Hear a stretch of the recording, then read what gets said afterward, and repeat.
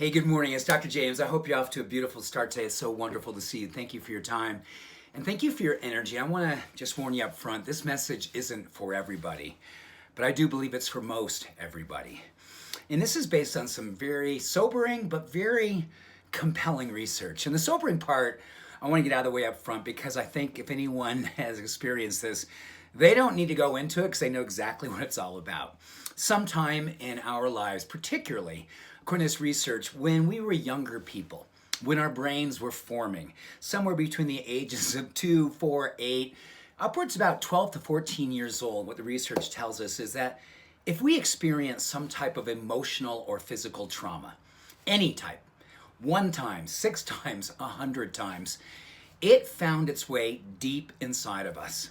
Just literally dug its way deep inside of us and literally set up shop. And how it sets up shop is literally creating us as people who tend to go into each and every day with our guard up. We're hyper vigilant. We're ready to react. We're ready to run.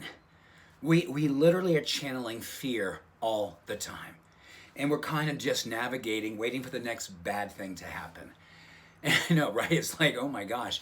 Yeah, it's epigenetics. And what the stories are telling is that through functional MRIs, we know that when people have experienced these deep traumas, PTSD on the emotional and physical level as children, it stays with us a whole lifetime. But here's the good news. The work that we can be doing today can actually help to kind of unearth this stuff.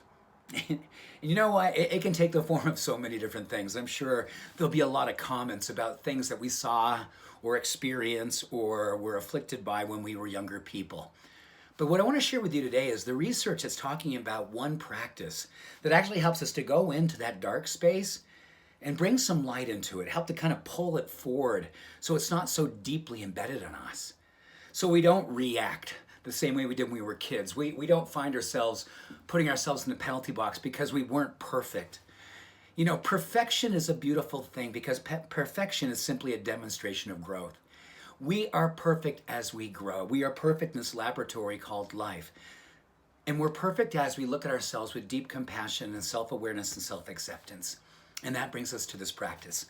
So what science is telling us is that a simple mindfulness practice, as little as 2 to 5, 6 minutes a day of just being still with ourselves, can literally help us to go in the epigenetic dugout and bring some light in there.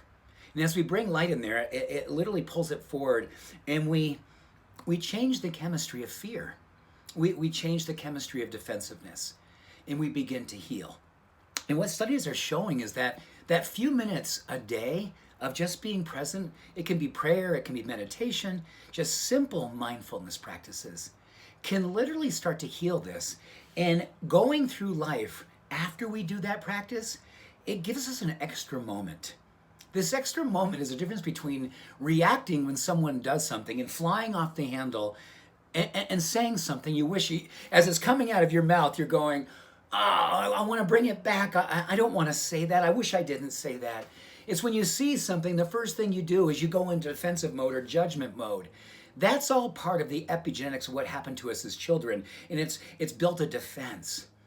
So if you're like me, and you'd love to put your walls down, and you'd love to put your guard down, begin a mindfulness prayer, meditation practice every single day, a few minutes a day, to help you gain that extra second, that one moment where you can check in and say, who am I now?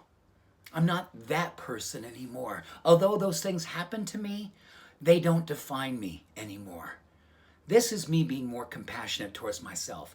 This is me being more compassionate to others. This is me having enough self-awareness, self-acceptance, self-love that I can be a form of social activism. I'm sorry if you've been through things that have defined you till today. They don't have to define us the rest of our life. It's time to take off the shackles of self-oppression, wrap ourselves in love and self-acceptance. Take a moment to gain a moment to remember how you want to be. Be who you are. How beautiful is that? Much love, every blessing. Have a beautiful day. Bye for now.